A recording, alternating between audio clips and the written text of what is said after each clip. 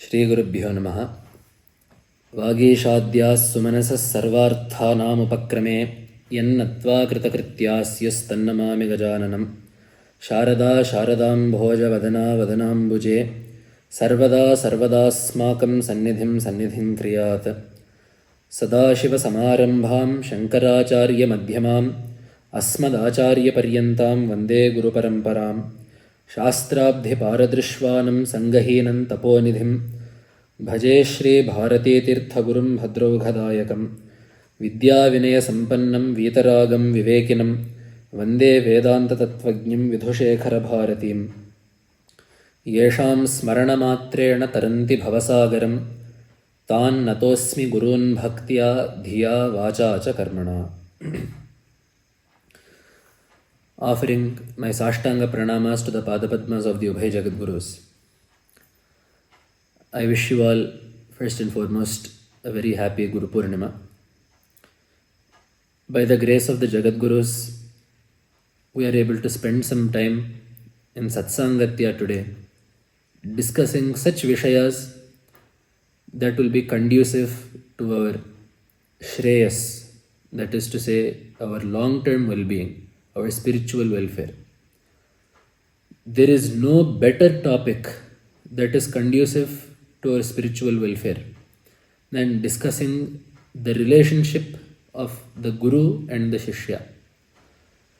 This world is made up of Dvaita. Advaita does not deny that. While we hold that the Paramartha, the absolute truth, is singular, this world manifests with multiplicity. That is what Bhagavad Pada tells us in the Dakshinamurti Stotra also. Vishwam pashyati karyakaranataya swaswami sambandhataha shishyacharyataya tathaiva pitruputradhyatmana bhedataha swapne jagrativa ya esha purusho maya paribhramitaha Tasmai Shri Gurumurtaye Nama Idam Shri Dakshina Murtaye. Vishwam Bhedataha Pashyati. We see this world through the lens of duality.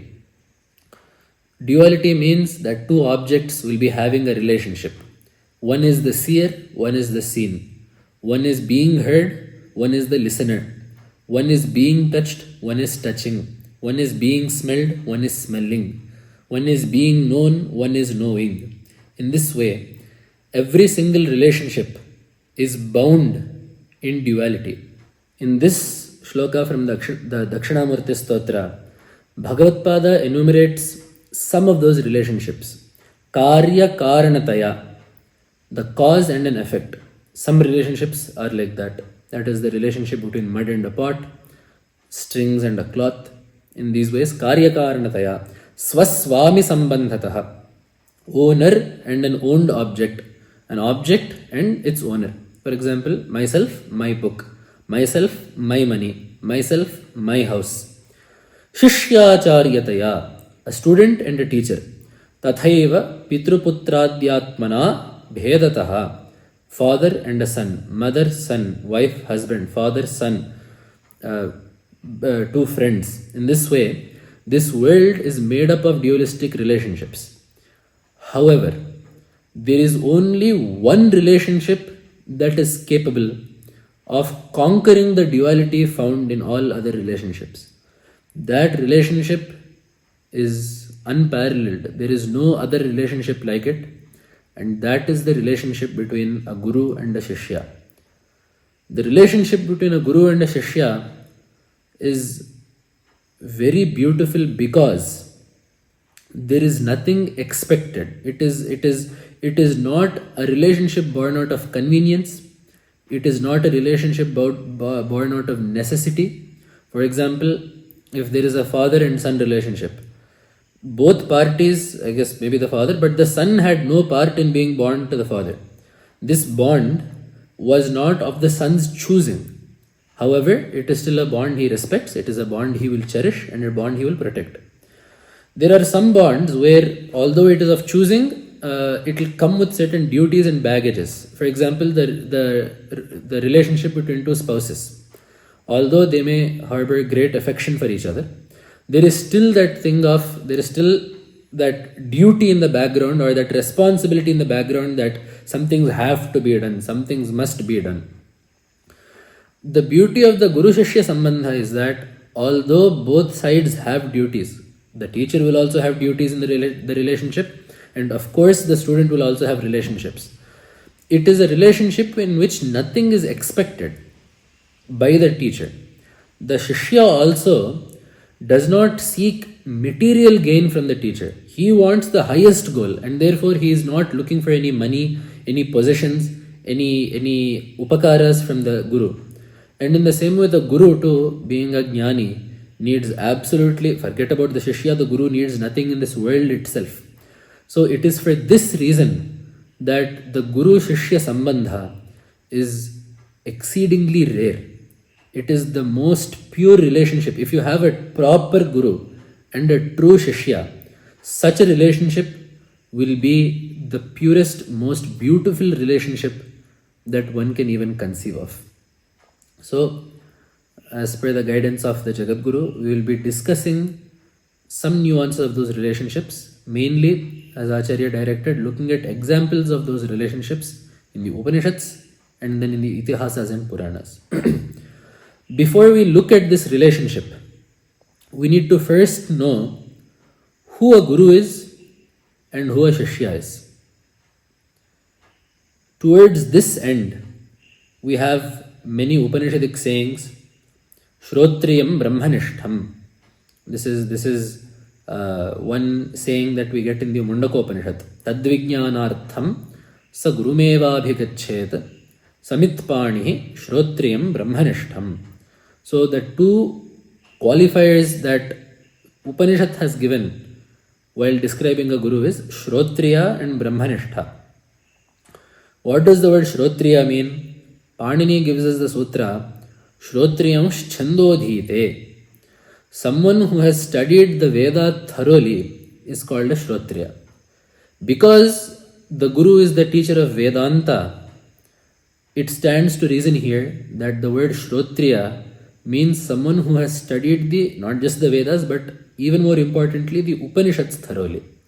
That is why Bhagavad Pada glosses this word as Shruti Sampanna. Someone who is wealthy in learning, wealthy in education. He has studied the Shastras. It is not enough that the Guru just be a scholar well versed in Shastras, but there is a very important aspect that is also needed. That is Shrotriyam Brahmanishtham.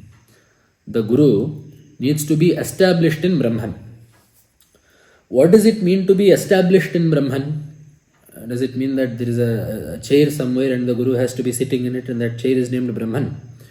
Being established in Brahman means having attained Jnana, he now no longer has any karma bandhas. That is how Bhagavad Pada has defined it. So we must do karma until we get Jnana. Once Jnana is obtained, Nistregunye pathi vicharatam ko vidhi ko nishedhaha. When you walk the path that is beyond the three gunas, there are no more vidhis, there are no more nishedhas. There are no more injunctions, there are no more prohibitions. The Jnani is a Jnani. He has no more relationship to karma.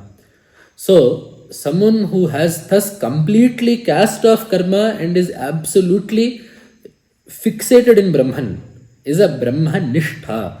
So he is no longer a Karmanishtha. His Nishtha no longer lies in karma, but he is completely engrossed in Brahmachintana. He was ever established in Brahman. Why is it that these two qualities are put forth?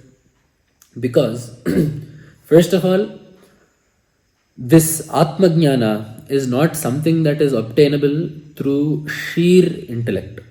That is why Yama tells Nachiketas, Naisha Tarkena Matirapaneya. You cannot get this Atma Jnana, you cannot know this Atma through sheer logic. In another place, Nayamatma pravachanena labhyaha, na medhaya, na bahuna shrutena. This Atma, you will not obtain Atma Jnana just by listening to a lot of lectures. Na medhaya, you will not get it just by having a lot of intelligence. Na bahuna shrutena, just because you have swallowed books upon books upon books does not mean that you will somehow or the other attain Atmajnana. But it requires that sadhana, and in the end it requires experience. So first of all, the Guru should be a Jnani. That is why we have that is why Veda has told us Brahmanishtam. So that is enough. The Guru knows Brahman. So why does he have to be studying well? Well, although the Guru may know Brahman, the student does not. So in order to quell the student's doubts, the Guru should be able to give a reasoned out answer. The Guru should be able to guide the student as per Shastra.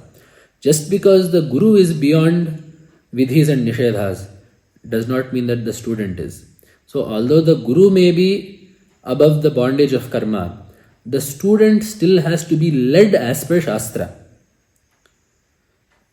That is why the Guru is called Skalitye Shasitaram. Whenever the student may commit something that is wrong, it is the responsibility of the Guru to correct that behavior and then set the student on the right path, to set the Shishya on the right path. So for that reason, the student first, the teacher, the Guru first has to know what is the right path and what is the wrong path. This is given to us only in Shastra. The second part being, you cannot, by knowing Brahman, you cannot just say know Brahman and then the knowledge of Brahman will just pop into the student's mind. There is a particular sadhana marga.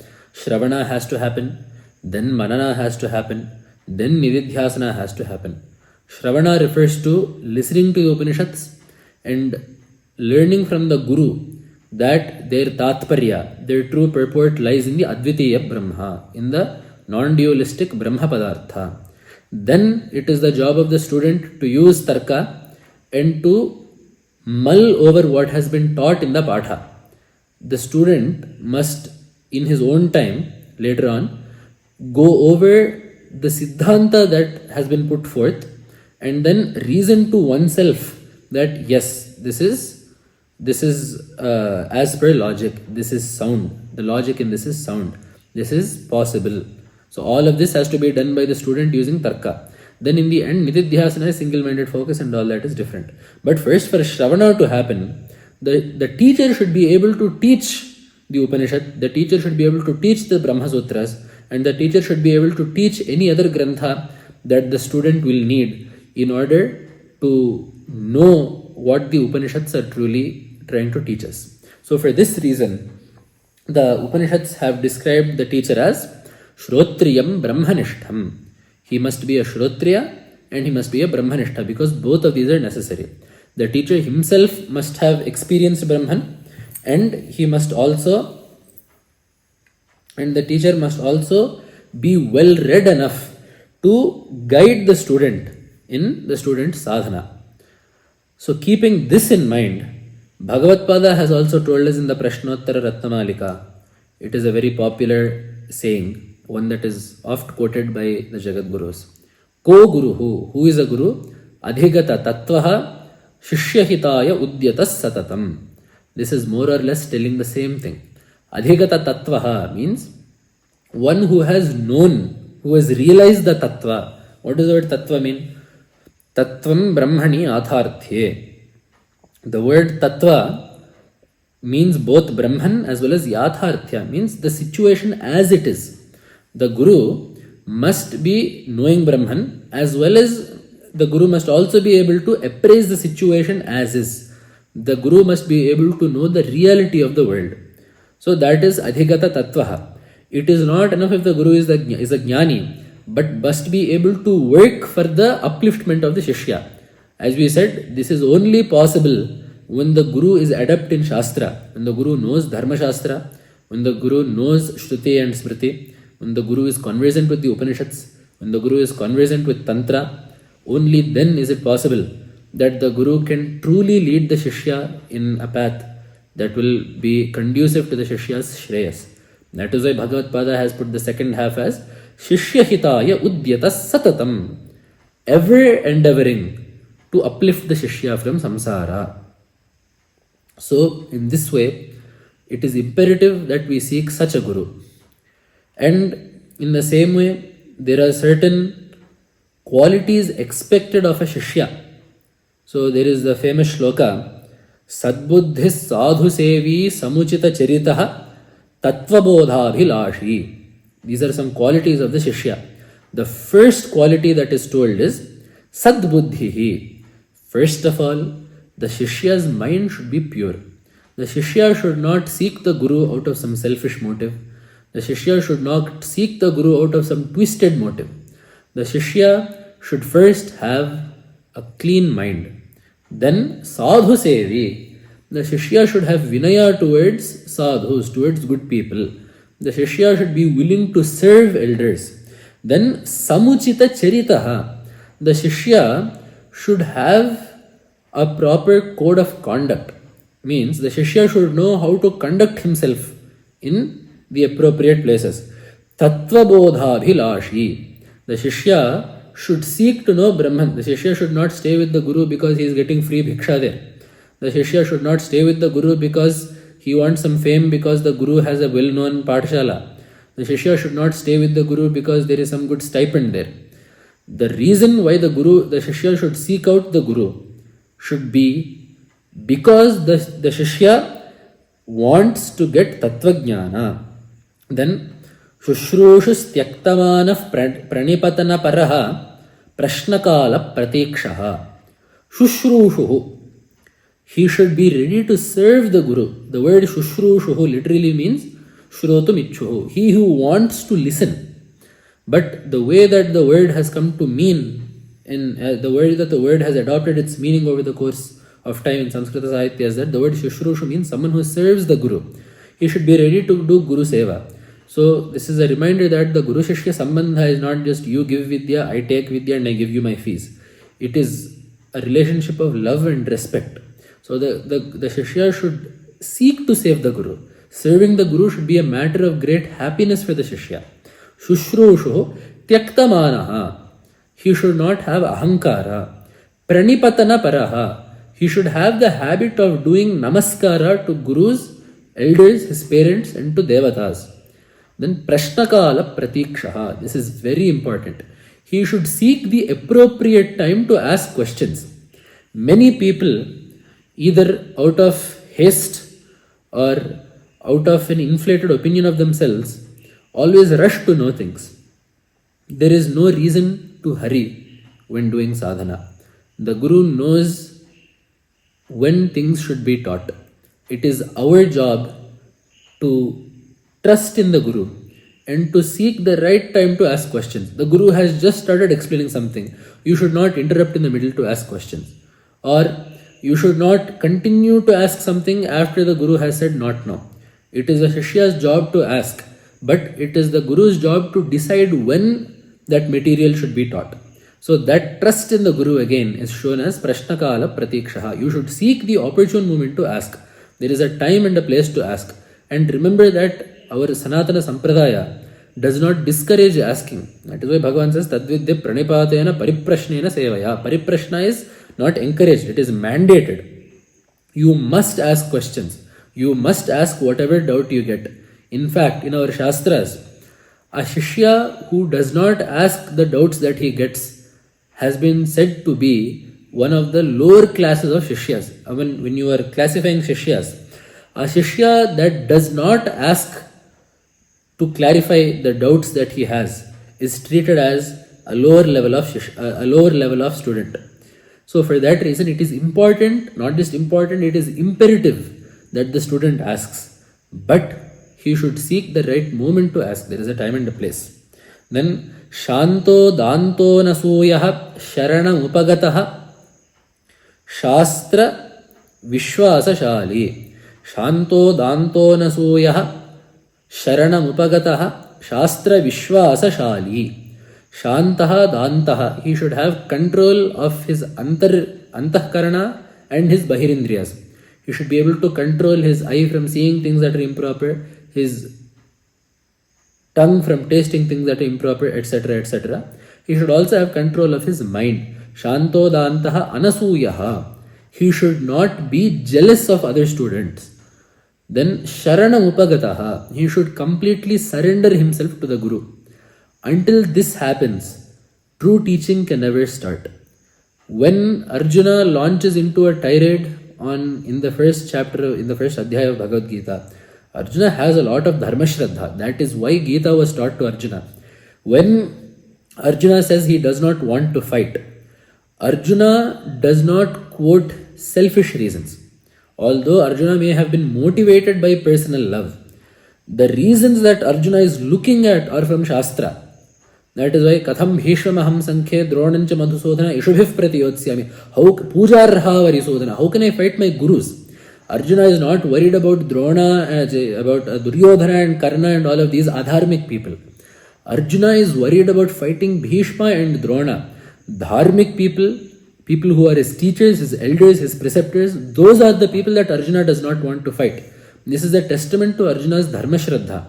In the same way, he is worried about the sampradaya. So that also Arjuna says, Strishu dushtasu varshneya jayate varna sankara sarankaro narkaya eva kulagnhanam kulasya patanti pitaro hyesham lupta pindodaka kriyaha doshairete kulagnhanam varna sankara karakaihi utsadyante jati dharmaha kula dharmasya shashvataha. There also, Arjuna sees that the result of such destructive war is nothing other than the loss of dharma. So that is what Arjuna wants to prevent.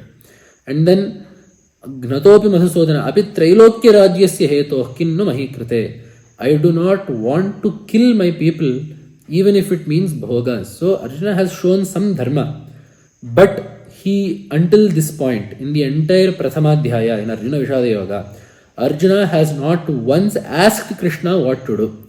That is why Krishna's first response to Arjuna is Klaibyam masmagamah parthanaitatvayyupapadyate kshudram hridaya daurbalyam tyakto attishta parantapa. Arjuna, this does not befit you. Put aside all of this, put aside all of this crying and weeping. Get up and do what you have to do. Then it is after Arjuna hears this that he says, Karpanya doshopahata svabhavaha. My mind is clouded by karpanya, by grief. Pruchhamitvam dharma sammudha chetaha. I am asking you, unable to discern my duty. Yat shreyaha syat nishchitam bruhi tanme. Whatever is truly good for me, not my prayers, not what is temporarily good for me. Tell me what my shreyas is. And nishchitam, what has been discerned and decided to be truly good for me, please tell me that. Shishyasteham, I am your disciple. Shadhimam tvam prapannam, I have sought refuge in you. Instruct me on what to do. It is only after Arjuna has explicitly sought refuge in Krishna that the Gita Shastra starts. That is why it is very important that the Shishya be Sharanam Upagataha. Then Shastra Vishwasashali. The student may have great bhakti towards the Guru, but the second the Guru quotes a Shastra or something from Veda that the student does not like, that is contrary to the student's presuppositions, the student should not say, I don't like this, so I will not believe this. The student should have faith not just towards the Guru, but towards Shastra as well. That is what we call Shraddha. So, someone who has all of this, Shishya Praptaf Pariksham, the Shishya should be tested in this way by the Guru. So, in this way, these are the qualities of a good student. What are the qualities of a student that should be avoided in a slightly lighter vein, but also something that we should recognize? There is one shloka in Kalividammana. So, Nilakantha Dikshata, an illustrious Pandita in his own right, and the descendant of the Pandita par excellence, Appaya Dikshatendra, this Nilakantha Dikshata has written some shatakas, slightly satirical, about the way that Rajasabhas work, the way politics work, the way about how fake astrologers work, about how fake Swamijis and fake sadhus, the way that they operate. He has written some satirical works on them. Mainly we have two, Kalividambanam and Sabharanjana Shatakam, both of which are top-notch poetic works. But in this Kalividambanam, while chastising so-called gurus who don't have the Guru Lakshanas we talked about but yet project themselves as gurus, he tells one shloka which simultaneously is humorous but is also at the same time a reminder to us as to how we should not be as Shishyas. Agatitvam atishraddha jnanabhasena triptata. Traya Shishya Guna Ete Murkhacharyasya Bhagyajaha. There are three qualities that will be found in Shishyas due to the Purva Punya of this Murkhacharya. Because if this false teacher is very lucky, the students that he gets will have three qualities. The first one, we'll tell the humorous meaning first, and then we'll look at the meaning after, the deeper meaning after that. Agatitvam. The students don't know anyone besides this person. Besides this false teacher, this uneducated teacher, the students don't know anyone else. So they think that Nirastha Padape Deshe Erandopi Drumayate. If there are no trees around, even a useless tree, a dried tree will become a Kalpavriksha. So if there is no one else that they know, the one person that they know will be revered as a great guru. And then Atishraddha. This person will be in such a way that whatever the Guru says, I will close my eyes, turn off my brain, and whatever he says, I will blindly follow exactly what the Guru says as he said it without using my own head. Then Jnanabhasena Truptata. He will think that he has understood. He will think that he has understood what the Guru has taught, and with that itself he will become content. He will not seek to know more, and he will not seek to correct his understanding. These three qualities, not having anyone else to go to, having not just a blind faith but a mudha vishwasa, and the third one being falsely believing that one has understood everything. These three qualities will be found in a student if this false teacher is very lucky. So this means that if such false teachers need to find regard in this world, it will only be through these half and half students. The deeper meaning is we should not be like these students. Agatitvam. The students have settled for the teacher that is there because they don't know anyone else. We should never settle for a guru. Once we surrender to a guru, that is the end of that matter. But before we choose a guru, we should be very careful. We should make sure that the guru is living his life as per the Shastras, that the guru is a Shrotriya, that the guru is a Brahmanishtha. That is why Bhagavatpada, being a Jnani, walked by foot from Kalati to the banks of the Narmada river. What is the need for Bhagavatpada to do that being a Jnani? It is because you should never settle for a guru. Bhagavatpada took stock of all the Vidwans in India in that time, in Bharatavarsha at that time, and decided that the qualities of a Brahmajnani are most apparent and evident and completely seen in Govinda Bhagavatpada Acharya, who was the disciple of Gauda Bhagavatpada Acharya, who was the disciple of Shukacharya, who was the disciple of Vyasacharya, who was the disciple in this way going all the way up to Dakshinamurti himself. So it is because Bhagavatpada did not settle for a teacher that Bhagavatpada walked from Kalati all the way to Narmada. Was it because there was no sannyasi between Kerala and Narmada for Bhagavatpada to get sannyasa from? The Guru should never be settled for. It is for that very same reason that our current Jagadguru, Mahasannidhanam Jagadguru Shri Bharati Tirtha Mahaswami, in the same way went from Andhra all the way to Ujjaini to seek out a teacher. Mahasannidhanam Varu, although in Acharya's Purvashrama, Acharya was very fluent in Sanskritam, had finished Kavya Patha and Sahitya, was composing poetry also. Although Acharya had done all of that, Acharya still wanted to study Shastra. So then Acharya took stock once more of all the people in India and decided that there is no one in Bharata Desha who knows the Shastras as thoroughly as the Sringeri Jagadguru. There is no one else who is more guaranteed of being a Jivan Mukta in this entire Bharata Varsha than the Sringeri Jagadguru, because the entire parampara of Sringeri has proven time and time again that every single Guru Murti in this parampara is simultaneously a Shastra Vidwan of the highest order as well as a Brahmavid Varishtha. Having decided in this manner, Mahasannidhanam Varu in his Purvashrama set out from Andhra without even giving proper notice to the parents, set out for Ujjaini to find a Guru of that caliber. So Agatitvam, we should never just say, okay, this is my Guru because there is no one else in easy reach. We should never settle for a Guru. This is the first lesson that this shloka is telling us. The second thing is Atishraddha. The Shishya blindly just closes his eyes and follows everything that the Guru says. This is not the way that a Shishya should behave with the Guru. The Shishya should have complete Vishwasa and faith in the Guru. Having complete faith in the Guru is very different from blindly listening to everything that the Guru says. It is not just the Guru's word that should be understood, but the Guru's tatparya that should be understood. We should follow the Guru's command to the dot, but we should also understand the purport of the Guru and the intent of the Guru. Only then will we completely be able to serve the Guru as a proper Shishya. In the same way, Jnana bhasena truptata. First of all, whether Jnana bhasena va jnanena va truptata should not be there. You should never be content. The student should never be content with knowledge. So whether you have thought that you have understood the subject or whether you have actually understood the subject, you should never be satisfied. The student should always seek to know more. There is never a point in time where someone will know everything in this world.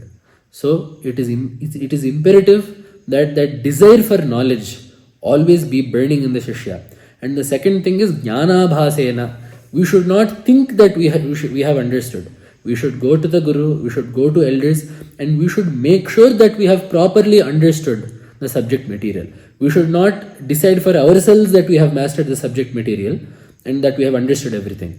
But we should seek the affirmation of the Guru or the affirmation of elders to check whether or not we have properly understood whatever has been instructed or not.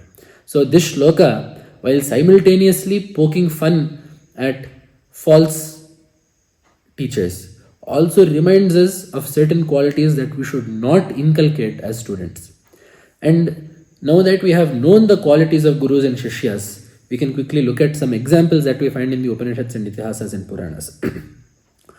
Every single Upanishad, in the Dashopanishads at least, without fail, presents to us a Guru-Shishya sambandha in one way or the other.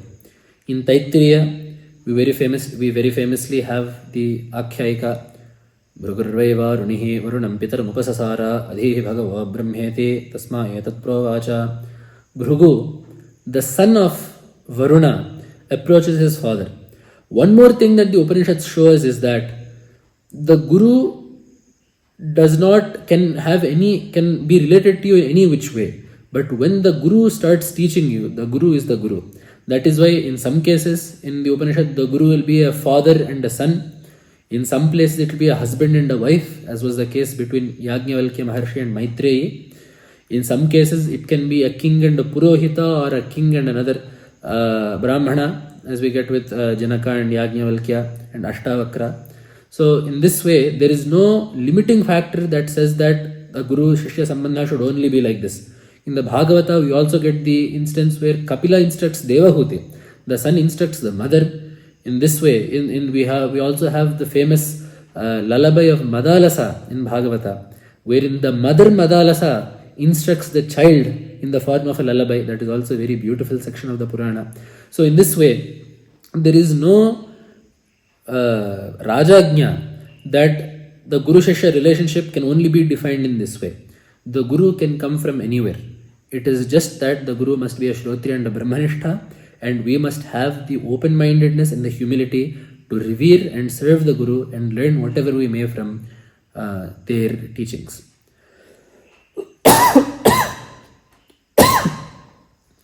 In this way, the Upanishads also show us many examples of these Guru-Shishya relationships, these Guru-Shishya sambandhas. For example, we have in the Taittiriya Upanishad, we have the story of Bhrugu seeking out his father Varuna and asking, Adhihi Bhagavo Brahmeti. He asks his father, please teach me about Brahman. And it is noteworthy here that Varuna does not immediately sit his son down and just say, okay, here is the end of the story.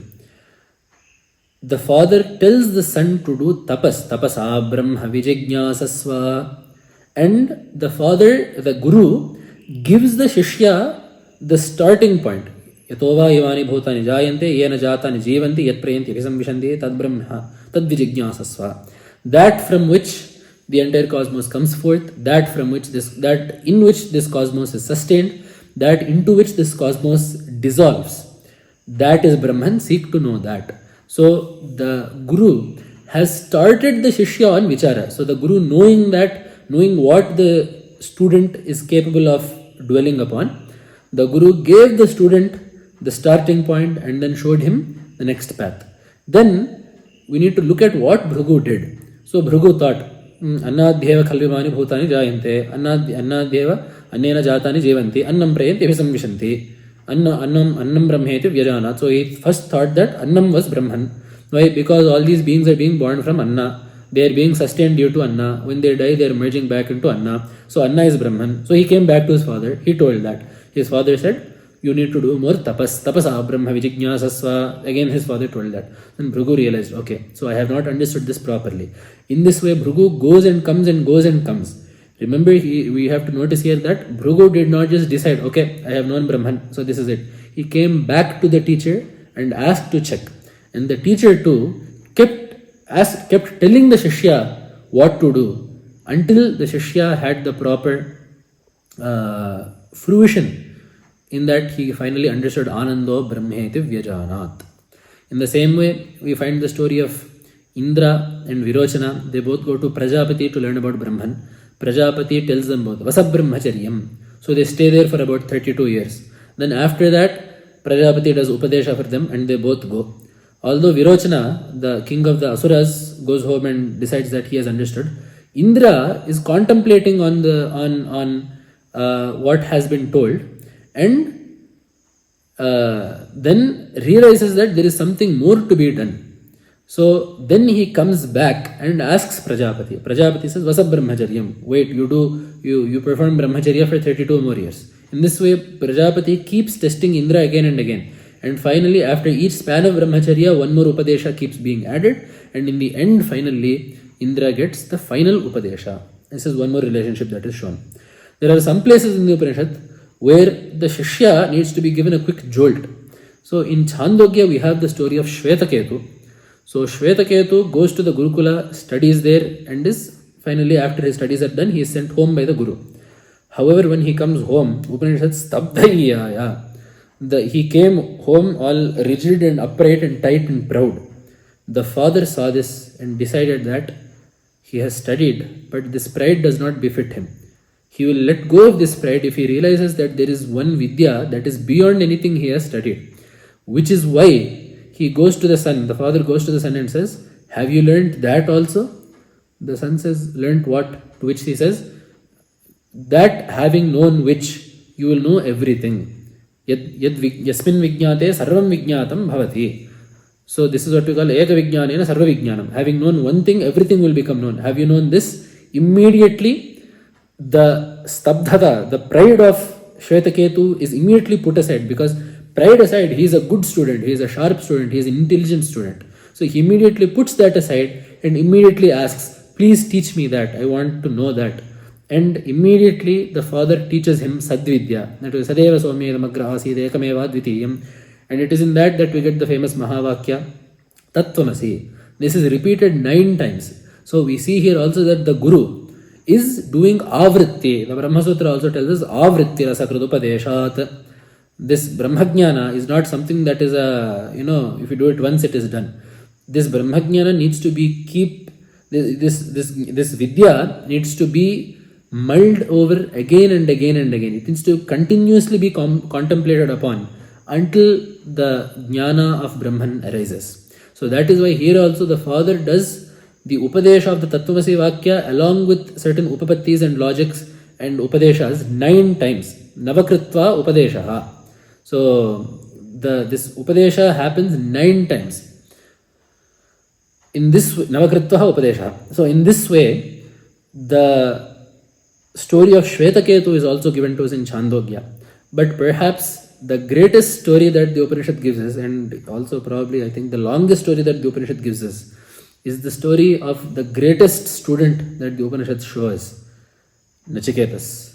In the Kathopanishad, we get the dialogue between Yamadharmaraja, the Mrityu Devata, and Nachiketas. So Nachiketa, first of all, the way the Upanishad introduces himself is symbolic of his elevated status. Ushanhave Vajashrava Sarveda Sandado Tasya Nachiketana Putrasa Tagam Kumaragam Santam Dakshinasu Niyamanasu Shraddha Avivesha. So the first thing we are shown is that this Kumara is full of Shraddha. Kumara means, Bhagavad Pada writes that aprapta prajanana shakti. So he is still not past the age of 15 probably. So, but the first thing is dakshanasu niyamanasu shraddha avivesha. He was filled with shraddha. So the first quality that we see in Nachiketas is this immense adherence to Shastra.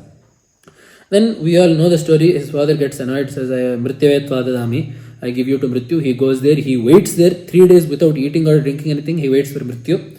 And then when he comes, Mrityu says, you have Tisro Ratri Ravatsir Grihirme Anashtan Brahman Athir Namasya. So you have waited for 3 days. So I will give you 3 varas. Tisro Varan Vranishva. So then 3 Varan Vranishva. So then Nachiketas asks the first one, Shanta Sankalpa Sumana Yathasya Vetamanjur Gautamo Mavimrityo. So may my father become once again prasanna towards me. He says, okay, done. Second vara, Tattvamagnim Sargamadhyeshi Mrityo Prabrohitam Shraddadhanaya Mahyam. Please tell me the Agni, that particular yaga, the Lokadimagnim Tamavacha Tasme Ya Ishtaka Ya Lokadimagnim Tamavacha Tasme Ya Ishtaka Yavatirva Yatava. Lokadimagnim Tamavacha Tasme. So he taught Nachiketas about that Agni and that yaga. And the brilliance of Nachiketa is that having heard it only once, he repeated it back verbatim exactly as Yama had taught it, for which Mrityu was incredibly happy.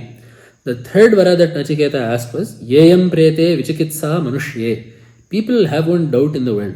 Astityeke nayam astiti cheke. When the body is left, people say that there is something that continues after death, something that does not, and other people say that there is nothing that continues after death.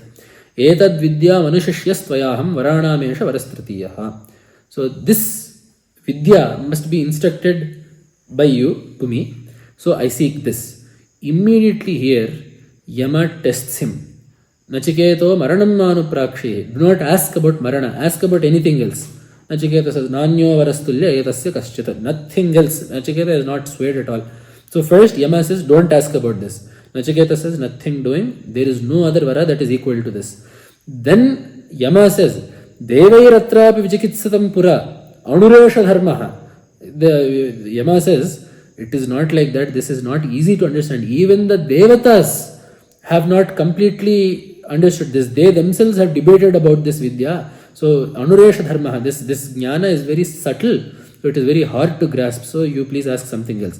Nachiketas, this brilliant boy, uses that same yukti. Devairatrapi vichikitsatam kila. He says, if even the Devatas are debating about this, this means that this Vidya is very great. So in fact, now I am doubly set upon learning this. Then also, I will not find another Tvadraganyo, Vaktajayan Tvadraganyo Nalabhya. I will not find a better person to tell me about what happens after death than the Mrityu Devata. So having gotten a guru like you, it is not proper for me to ask anything else. And given the greatness of this Vidya, I will not ask anything else. Then Yama gives him a proper bumper offer. Shatayushav putra pautran vranishva bahun pashun hasti hiranyam ashwan bhumer mahadayatanam vranishva shatancha jiva sharado yavadichhasi. And then he gives him many more things, but generally speaking, so you can ask for anything that you want. I will give you Swarga, I will give you Bhogas, I will give you gold, I will give you as much land as you want. You can get as many sons as you want. Swayancha jiva sharado yavadichhasi. You can live for as long as you want. Ying kama, whatever desires people even think of, you can have all of those. But then Nachiketa tells that Nachiketa is a sthita prajna through and through.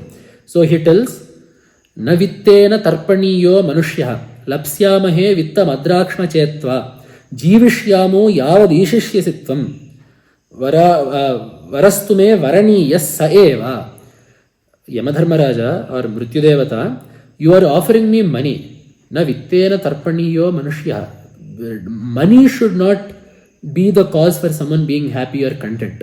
This is exactly what Yajnavalkya tells Maitreyi, Amritatvasya nashaste vittena. So, navittena tarpaniyo manushya lapsyamahe vittam adrakshma chetva. We will get whatever dhana we get.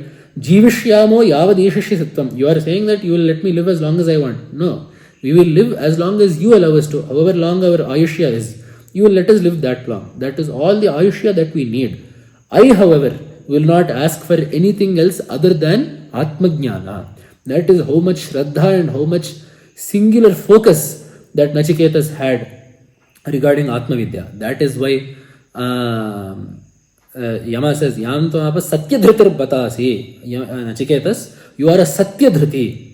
You are firmly established in your object. That is why Twadrungno Bhuyan Nachiketav Prashta. The questioner should be like you. There will never be another person that asks like you, and any questioner should be like you. So basically that Nritya Devata has set Nachiketas as the standard par excellence of a Shishya. So this relationship is very important. This Guru-Shishya Sambandha that we see in the Upanishads will tell us many things about how we should conduct ourselves in the presence of the Guru. Now these are all Upanishad things, so just in a bit more interesting way, all of these need more stories. So from the Mahabharata, we will take two characters and see how one's Guru Bhakti led him to greater and unsurpassed heights, and how the way the other, how the conduct that the other had with his Guru ultimately led to his downfall. So, and also some of you might know in current times this discussion between Karna and Arjuna and this and that has become very great. So one thing to note in Mahabharata is Karna and Arjuna were both very honestly put in very similar situations. They both studied under the same teacher together at the same time. So both Karna and Arjuna both studied under Drona concurrently. And when life gave them both similar situations, they both made very different choices. All of that aside though, they both behaved with their teacher in very different ways. So Arjuna was also Shishya, Karna was also Shishya. They both had a Guru. So how did they conduct themselves? How was Arjuna as a Shishya? How was Karna as a Shishya? How did their Shishyatva shape the path of their lives? How did it change the way that they conducted themselves? If we look at this, we will learn a lot of things about how to behave with the Guru and how not to behave with the Guru.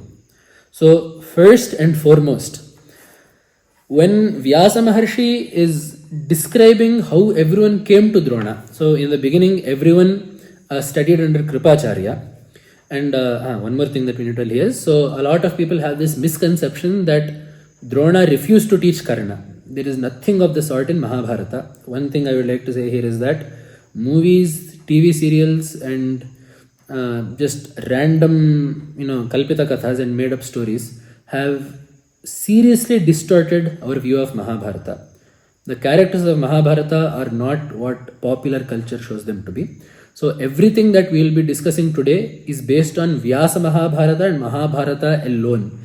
We are not taking Suryaputra Karna into our viewpoint. We are not taking other TV serials or whatever, and we are definitely not taking anything that is not found in Mahabharata. That is why I have taken the pains of writing down the shlokas as is in Mahabharata without even leaving anything in the middle. So when I tell you the sequence of shlokas, you can be assured that I am not skipping anything in the middle. If I am skipping something, I will tell you when we are advancing in the story. But we are now embarking on studying the characters of Arjuna and Karna as Shishyas in the Mahabharata solely based on the Moola Grantha, not based on what people think or feel or what they want. So, Dronacharya never denied Karna an education. In fact, Adhiratha, so the father that raised Karna, was actually good friends with Dhritarashtra Maharaja and was actually slightly related to the Anga Raja Vamsha also. So it is not like Karna was living somewhere in a hole in the corner of the world. Karna was the son of someone who was close friends with Dhritarashtra, and therefore Karna was sent to Hastinapura to receive training along with the Kauravas and the Pandavas. And the other thing is, it is not just the Kauravas and the Pandavas. All the Rajakumaras of that day got training under Drona. Drona, who knew that Dhrishtadyumna was literally born to kill him, still taught Dhrishtadyumna as well. So that tells you the magnanimity of Drona as a teacher. So Drona taught Karna and Arjuna. And also when Vyasa Maharshi describes the studies of the Pandavas and the Kauravas, Vyasa Maharshi only talks about two people in specific. Bhima, Yudhishthira, Duryodhana, all of these people are mentioned in passing. But when talking about the qualities of students, only two people are mentioned by Vyasa Maharshi. Those two people are, as you can guess, Karna and Arjuna. Why has Vyasa Maharshi singled out only these two characters to discuss as students? It is because these two are the hearts of the two opposing sides in Mahabharata. So Mahabharata on the human level is a fight between two brothers. But there is also a Divya Katha running. That is why in the Sambhava Parva of Mahabharata, in Adi Parva, in the Sub Parva of the Sambhava Parva, we see that this entire story of Mahabharata is a Deva Danava Yuddha playing out in the human world. Everyone is born with some Devatamsha or Rakshasamsha. Duryodhana is Sakshat Kalipurusha. In this way, different Devatas and Rakshasas incarnate as humans. And the story plays out. So the Pandavas are the Daivi Sampat. The Kauravas are the Asuri Sampat. And both these sides have a life force. The Pandavas' life is tied to Arjuna. The Kauravas' life is tied to Duryodhana. If Yudhishthira did not have Arjuna, we don't know what would have happened. But if Duryodhana did not have Karna, the war definitely would not have happened. So it is only as long as Karna was there that the Kauravas dared to do anything. And Arjuna was the main support of the Pandava side both throughout Mahabharata as well as during the war. Because Arjuna is not just an Amsha of Indra. Arjuna is an Amsha of Mahavishnu. He is Nara. Shiva says this. Vyasa Maharshi says this. Many Rishis also tell this. And Indra tells this. Paramashiva tells this. And Vyasa Maharshi tells this also. And that is why in Mahabharata, besides Krishna, the only other person that has namas worthy of japa is Arjuna. So the Vyakyakara writes there that the 10 names of Arjuna, Arjuna Phalgunah Partha Kirite Shvetavahana, Arjuna Phalguno Jishnu Kirite Shvetavahana, Bibhatsur Vijaya Krishna, Savyasachi Dhananjaya, these 10 names are worthy of japa. That is because Arjuna is not just Indra's son, but he is imbued with the Amsha of Vishnu, Mahavishnu himself. If Krishna is Narayana, Arjuna is Nara. So Arjuna is completely different. He is on a different level from all of the other Pandavas and everyone else in Mahabharata. So it is because Arjuna is possessing such divine qualities that he is the life force of the Pandava side. Karna is the life of the Kaurava side.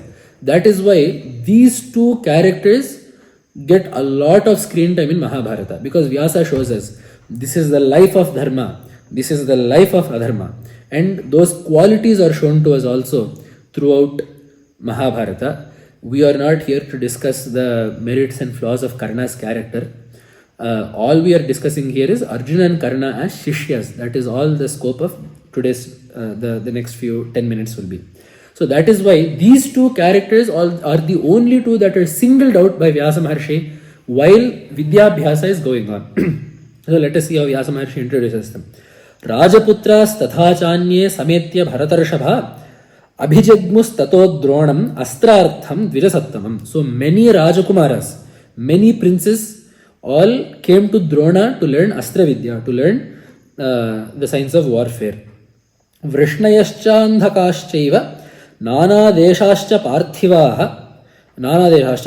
So all the Vrishnis and the Andhakas and Nana Deshascha Parthivaha, kings and princes of various cities and states from across India came to Drona to learn warfare from him.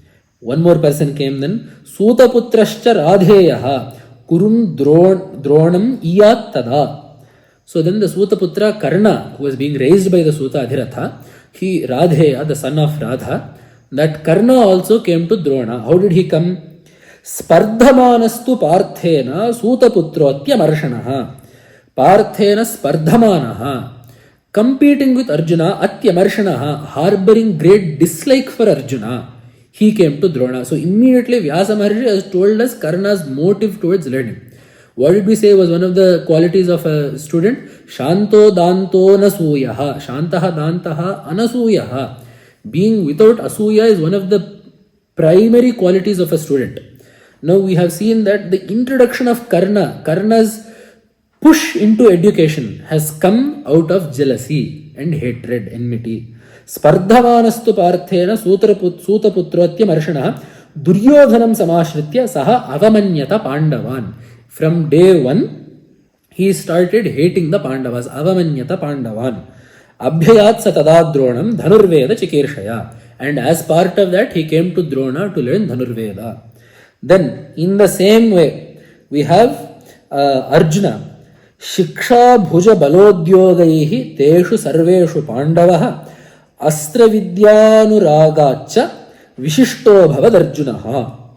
So, sarveshu pandavaha Arjunaha vishishtaha abhavat. Arjuna surpassed everyone else there. Why?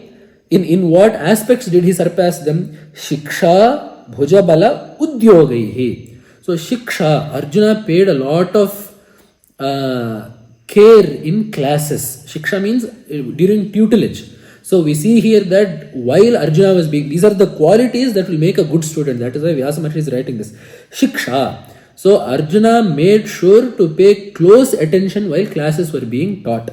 Bhujabala, Arjuna made sure that his body and mind were capable of doing it. So as a Kshatriya, if you are learning Dhanurveda, you should seek to improve your physical strength. Arjuna made sure of that. Same thing goes for any student. If you are learning something, you should seek to improve your mental strength, your intellect. So the same thing we should translate to whatever you want to do. The third thing is Udyogaihi. Udyoga means effort. Through his care during classes, through his own strength, and through his efforts. Arjuna put great efforts. And why did Arjuna do this? Astra vidyanu ragacha vishishto bhavad Arjunaha. Clearly here Vyasa has written Arjuna's impetus in learning Astra vidyanu raga, love for the science of warfare. So Karna's impetus to learn is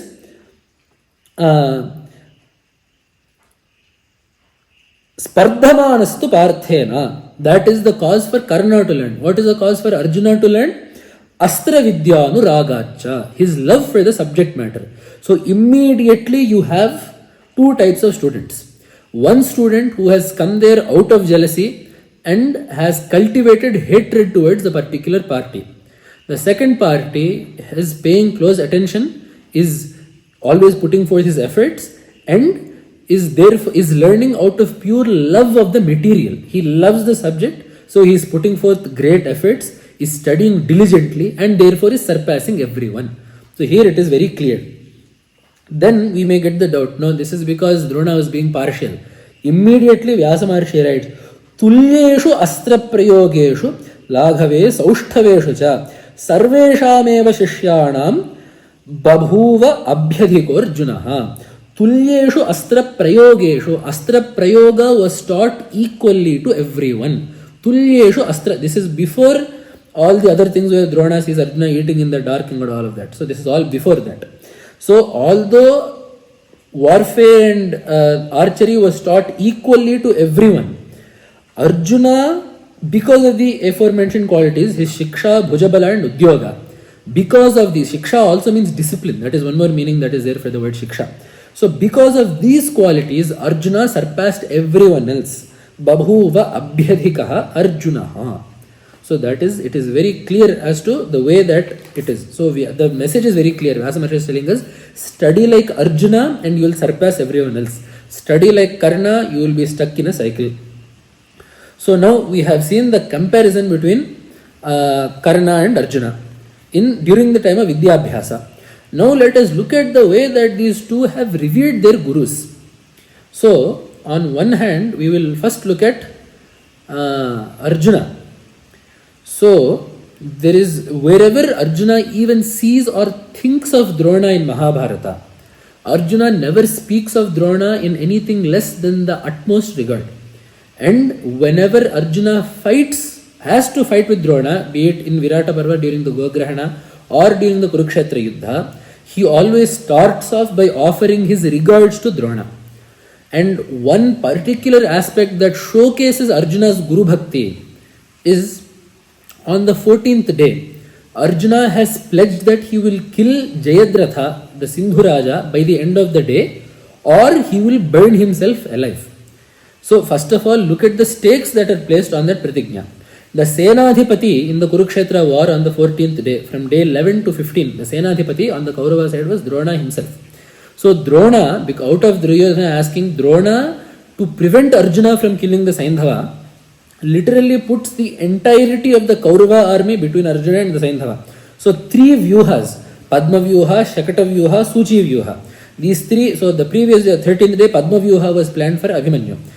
Now to stop Arjuna from reaching the Saindhava, whom Arjuna has sworn to kill by the end of the day. If Arjuna does not kill Jayadratha by sunset on the 14th day, he has promised to burn himself alive. So for Arjuna, this day is literally life or death. On that day, Drona has placed the entirety of the Kaurava army in 3 vyuhas between Arjuna and Jayadratha. And around Jayadratha, he has put Maharathis, Karna, Bhurishravas, Ashwathama, Kripa, Kritavarma, and Dushasana also comes and goes. So this is the task that Arjuna has in front of him. In one day, he has to conquer. Drona is standing at the front of the vyuha. The Saindhava, the Jayadratha is in the end, protected by all of these Veeras. So now look at the task in front of Arjuna. In one day, from morning before evening, he has to cross the entire Kaurava army, get to Jayadratha, defeat all the great warriors that are protecting him, and kill Jayadratha. Imagine the tension that must have been going through Arjuna's head. And that day in war, the first person that Arjuna comes to after killing the Durmarshana's Gajasainya and repelling Dushasana, the first person that Arjuna encounters is Drona. Now just put yourselves in Arjuna's shoes. If you don't kill Jayadratha, you have to burn yourself alive. Between you and Jayadratha is the entirety of the Kaurava army. And for your information, on this one day, on the 14th day alone, it is written in Mahabharata, Duryodhana says that Arjuna kills 7 Akshauhinis in one day alone. Arjuna fought literally like Rudra on that day. That also will come in Mahabharata. Arjuna says that I saw Rudra dancing in front of me as I fought. He tells this to Vyasa Maharshi in the end of the 14th day, or 14th or 15th day. So in that sense, Arjuna has to fight like never before on that day. And he sees Drona in front of him. What should Arjuna do? Get out of the way, or Arjuna should just fight? Look at the way Arjuna addresses his Guru during the middle of a battle that his life depends on. Satu Dronam Samasadhya Vyuhasya Pramukhe Sthitam. So he came to Drona, and in the midst of all this pressure, literally his life is in the balance. And Drona is the reason why this army is between him and Jayadratha. Drona is one of the people that killed Arjuna's son the day before. Anyone else would be burning with rage and hatred for Drona. But look at the bhakti that Arjuna has towards Drona. This is before a single arrow is fired. Arjuna does namaskara and says to Drona, Shivena dhyahimam brahman, please look favorably upon me. Swasti chaiva vadasvame, please bless me. Bhavat prasada dichhame praveshtum durbhidam chamum. With your grace and permission, I seek to enter the army, the Kaurava army.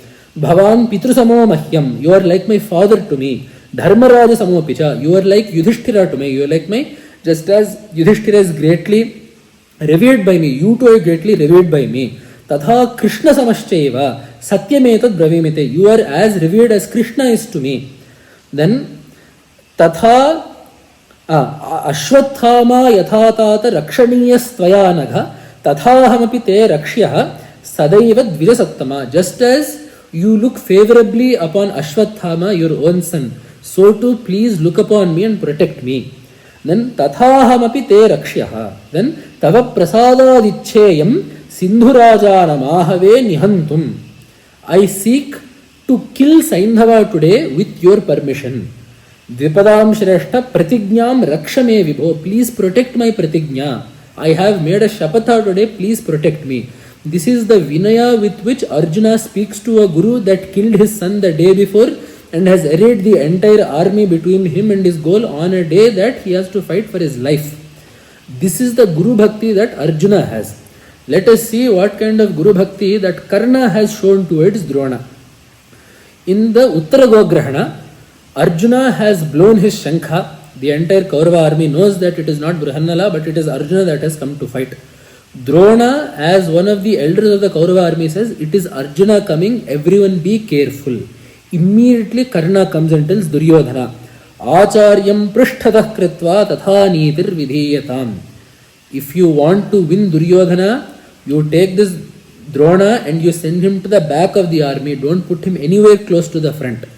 Basically, in our terms, it's like, get this person to the back of the line. He is useless right now. That is how Karna has spoken about Drona. And then Janatihi matam tesham atastamstrayati vanaha. He is always in cohorts with our enemies, and he always protects our enemies. Tantrayate naha. He protects our enemies. He will not protect us. He is partial to our enemies. And then kimartha karyam parthasya. What will Arjuna even do now? Katham va sa prashamsyate. Why does Drona even bother to praise Arjuna? And then look at the reasons he gives. Anyatra kama dveshadva roshadva asmasu kevalat. It is because Drona hates us. Drona does not love us. Drona has too much desire for Arjuna. He has too much hate for dveshadva roshadva asmasu. Drona hates us. He has no goodwill for us. Therefore, send him to the back of the line. Get him to the back of the army. He is useless in this fight. Then he says, and then he is sarcastically saying, Acharya ve karunikaha. Papam, the Acharyas are so compassionate towards our enemies. And then Prajnascha apaya darshana. They always find things wrong with what we do. They are always telling us that everything is dangerous. They tell us that everything that we do is wrong. That is why naite mahabhaye prapte samprashtavyah kathanchana. Therefore, this Acharya, mahabhaye samprapte, in times of calamities, Acharya, ayam Acharyaha, naiva samprashtavya. Do not even bother talking to them. Don't ask them anything. Don't talk to them. Don't use them at all. They are useless when we fall into times of calamity. So send Drona to the back of the army. This is how Karna talks about Drona when they are fighting on the same side. We have seen how Arjuna talks to Drona under immense pressure while fighting for his life against Drona. This is one thing. One more great difference between Karna and Arjuna as students is the hallmark of a student is his love for Vidya. That love for Vidya will sustain across his life. There is no point of time in which Vidya will not be desired by the student. Arjuna, throughout the course of his Vanavasa also, spent time obtaining weapons. He did tapas for Shiva for 5 years and then got the Pashupatastra from Shiva. Then Indra takes him to Swarga. There he studies warfare from Indra for 5 years and gets the Ayudhas of Devatas and all the Devatas, Indra, Agni, Varuna, Vayu. And then he kills 30 crores of Rakshasas called the Nivata Kavachas and also other Rakshasas called the Kalakeyas. He kills them all as Guru Dakshina for Indra. So after studying all of the Divyayudhas from Indra, Arjuna asks, what should my Guru Dakshina be? And Indra says, there are some Rakshasas that even we cannot kill. You go and kill them, and then Arjuna kills them. So we see that throughout the course of even the Vanavasa, Arjuna spent his time studying, learning and doing tapas. What was Karna Maharaja doing during Vanavasa, during this period of time? He was sitting with Duryodhana and Hastinapura. He was plotting ways to make fun of the Pandavas. The Ghosha Yatra was Karna's idea. And if you read Mahabharata, you see that Karna kept poking Duryodhana. Let's go fight them while they're in the forest. Let's go fight them while they're in the forest. So Karna unfortunately did not show that love of knowledge that Arjuna had. As we saw earlier, Arjuna wanted to learn archery for the sake of archery. That is why that love of Dhanurvidya manifested across his life. Whereas Karna came to learn out of jealousy towards Arjuna, and therefore that limited his desire to learn. That was cut off at a certain point. That is not to say that Karna was devoid of good qualities, because all said and Karna was also a Suryamsha Sambhota. So Karna, while having many bad qualities, also had many good qualities. Unfortunately, charity was not one of them, but that is a topic for another day. So if we look at the way that Karna behaved, so all the shlokas I have just told are from the Sambhava Parva. There is one more Parva, in the Shanti Parva, the second sub-Parva of that is Rajadharmanusasana Parva.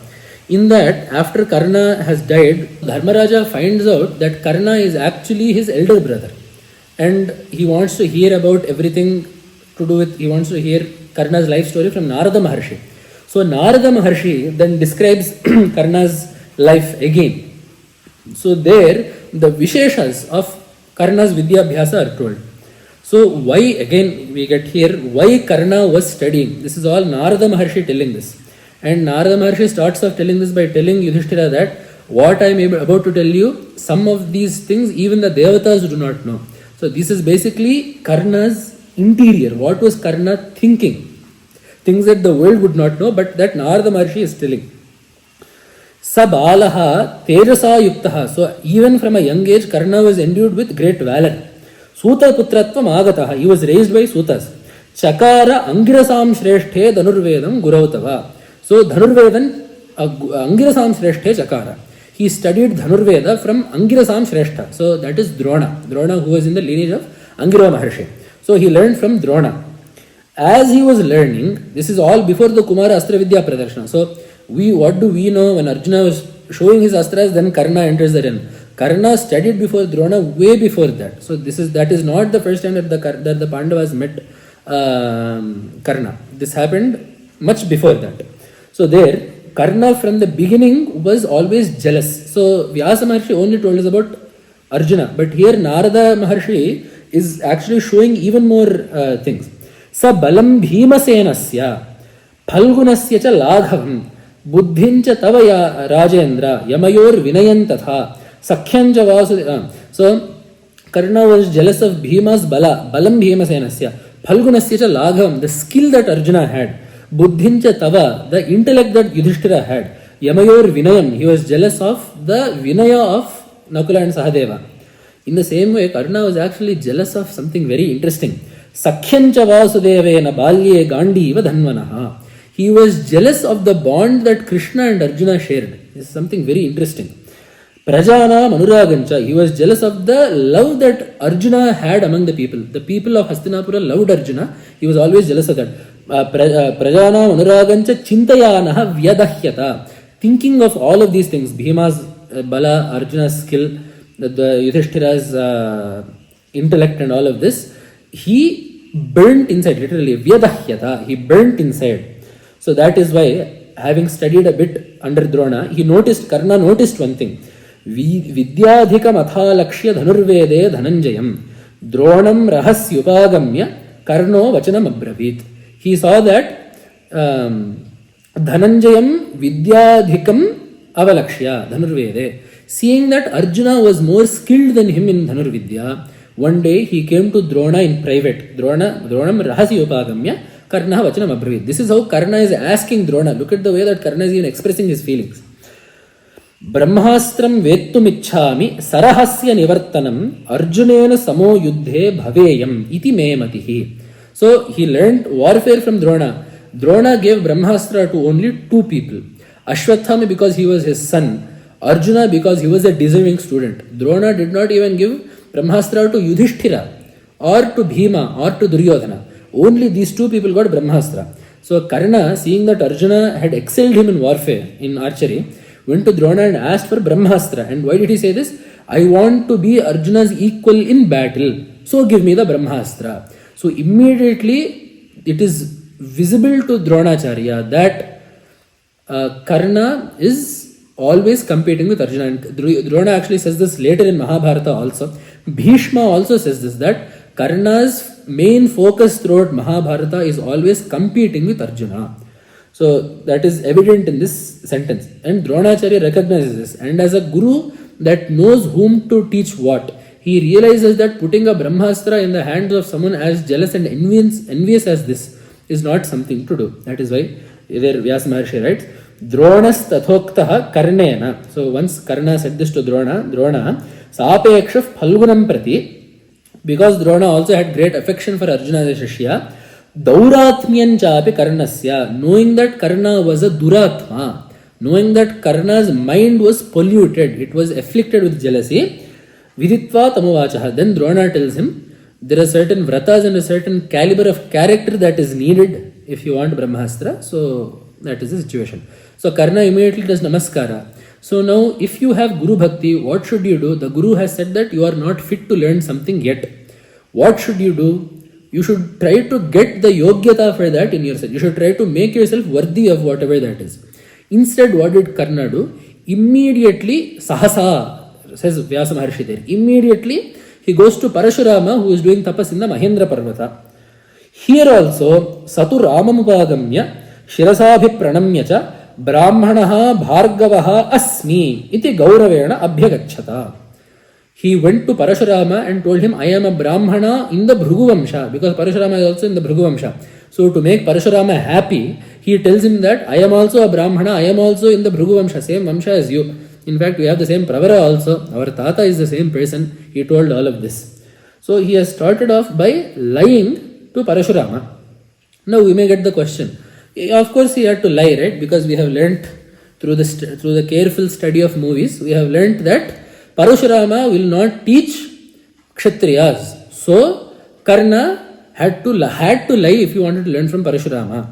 People that have carefully studied movies and come to this conclusion need to ask themselves, what Bhishma was Bhishma Kshatriya? If yes, then who was Bhishma's Guru? It was Parashurama.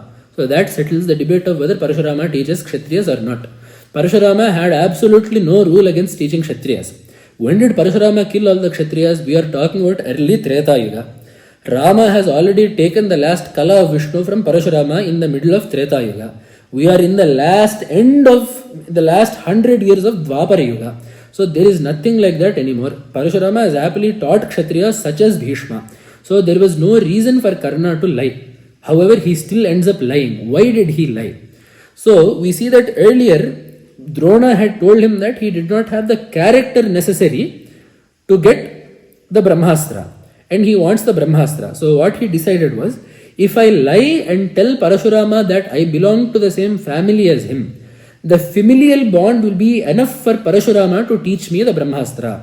Just as although Ashwathama had severe character flaws, although Ashwathama had character flaws, Drona still taught him because he was his son.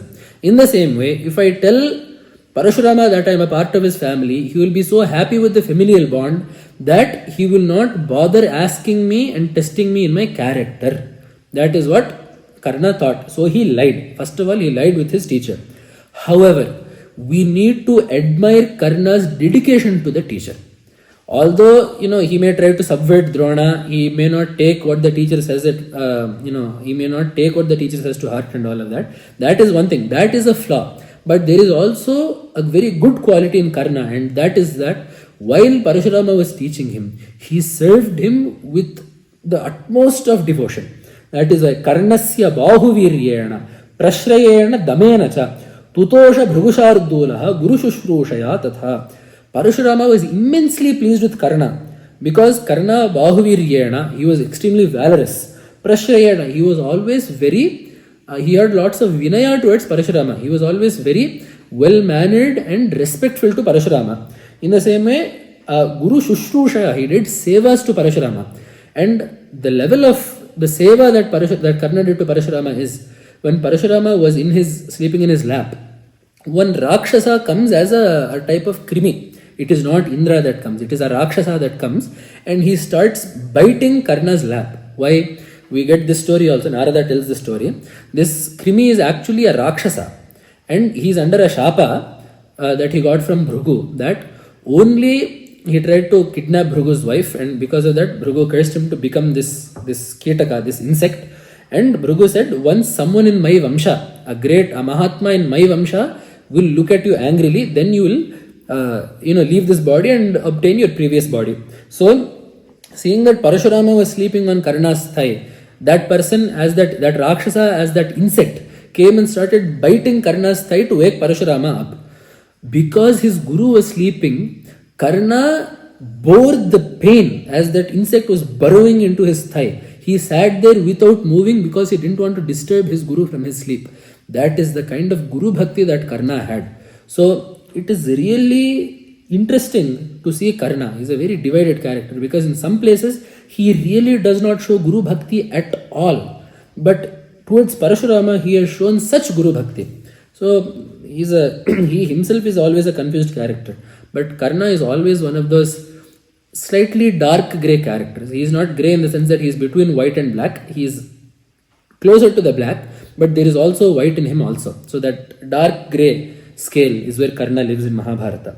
So he did so much seva to Parashurama, And that is why, even though he lied to Parashurama, the fruit of it was slightly mitigated. So then Parashurama wakes up, we all know the story. He says, a Brahmana would not have been able to bear this kind of physical pain. Who are you? Then Karna tells everything. And then Parashurama gets angry that Karna lied to him, because you should never lie to a teacher, whatever the reason may be. The teacher should never, the one person you never lie to, that you can be completely honest with, is the Guru.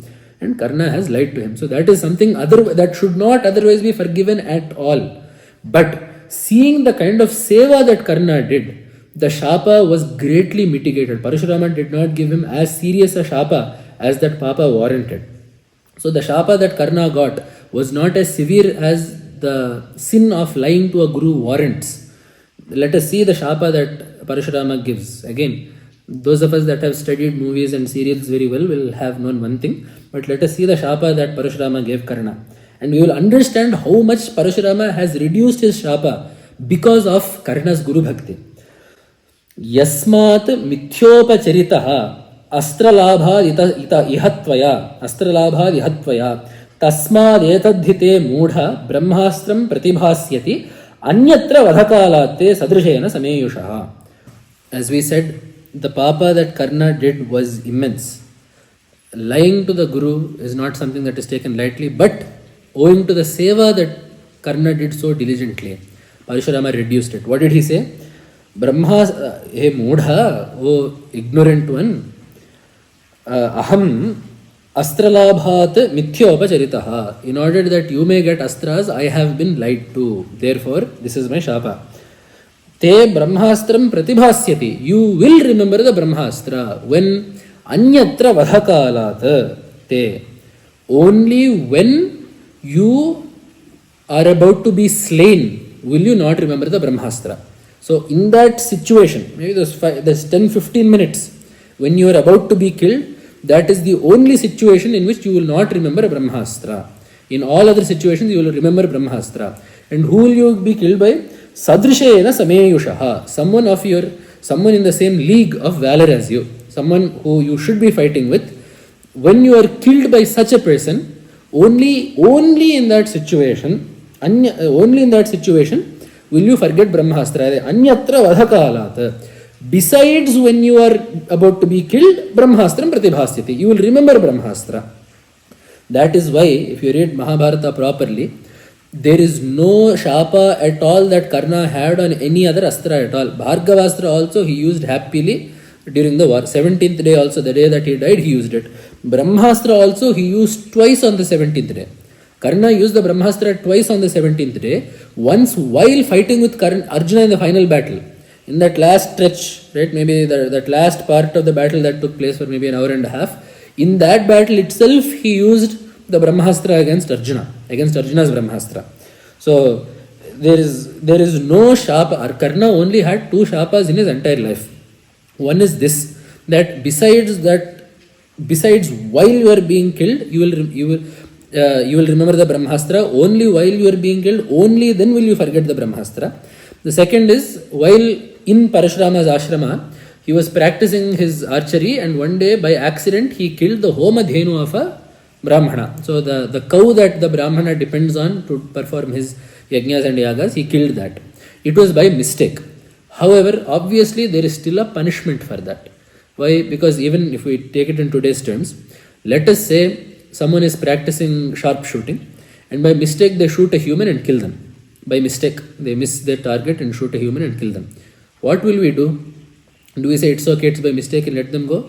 They will not get the charges of premeditated manslaughter, but they will still get the charges of killing another human.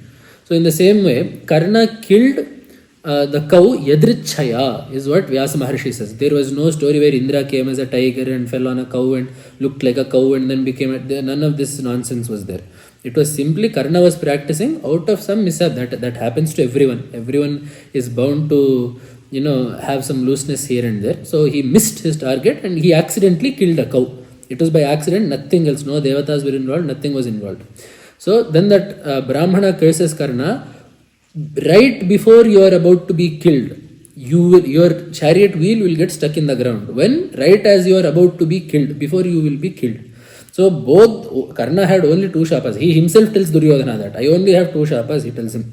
So both of these shapas only worked on Karna in those 10-15 minutes before he died. Everything until then was completely Karna's doing and Karna's alone. The shapas had no effect on him at all. There were no shapas at all. So this shapa, even this is a very light shapa though. See, if he is about to be killed in war, he is about to be killed anyway. What use is a Brahmastra even if you are going to be killed? So in that sense, Paramatma gave Karna a very light shapa. Why? Even though Karna committed the grave sin of lying to the Guru, why did he still get a light sentence? Because of the bhakti and the care that he served Parashurama with.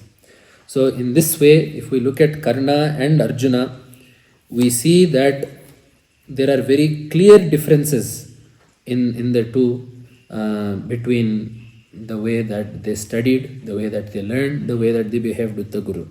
Arjuna, throughout the Mahabharata, never once said anything harsh about the Guru.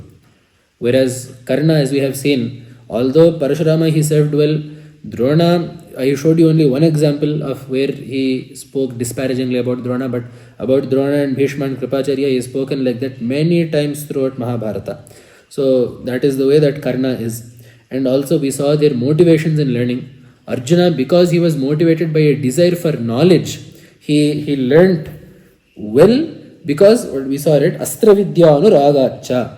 That was Arjuna's goal, and that is why that love for the Vidya continued throughout his life, even through the Vanavasa, where for 5 years he did tapas for Rudra, got Pashupata, stayed in Indraloka, in Swarga for 5 more years, learning even more weapons, then pleased Indra, killed the Nivacha Kavachas and Kalakeyas, those Rakshasas that even the Devatas could not kill as Guru Dakshina, and came back.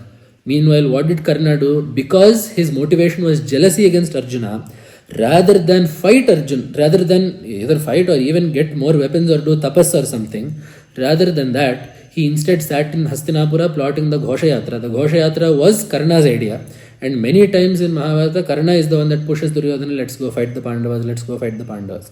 So this difference in their paristhithis, the reason why Arjuna became such a great archer who was unparalleled, and the reason why Karna very clearly in Mahabharata was never Arjuna's match, because Karna never bested Arjuna even once. So the reason why Karna even once was never Arjuna's match was because of the way that they approached learning. Had Karna not approached warfare with jealousy, had Karna had more respect for his gurus, had Karna followed the dharmas of a Shishya more closely, had Karna been a better Shishya, his story would have turned out a different way. So Arjuna became such a great person because of his Guru Bhakti, because of his love for Vidya, and because of his diligence and of his Nishtha. So we should seek to be like Arjuna. That is what Mahabharata is telling us. Be like Arjuna, do not be like Karna. It is because Arjuna was like Arjuna that he became worthy of listening to the Bhagavad Gita from the Jagat Guru Krishna himself, Krishna Paramatma himself. So let us also imbibe those qualities of Arjuna, and let us seek the grace of the Jagat Guru Krishna Paramatma, as well as the Jagat Gurus of the Sringeri Pitha. Today, Jagat Guru Shri Shri Bharati Tirtha Mahasannidhanam and Jagat Guru Shri Shri Vidhushekhara Bharati Sannidhanam. And with those words, once again offering my Sashtanga Pranamas to the Pada Padmas of the Jagat Gurus and wishing you all once more a happy Guru Purnima, I will take my leave. Ityesha Vangmayi Puja Srimad Shankara Padayor Arpita Tena Devesha Priyatamme Sadashivaha.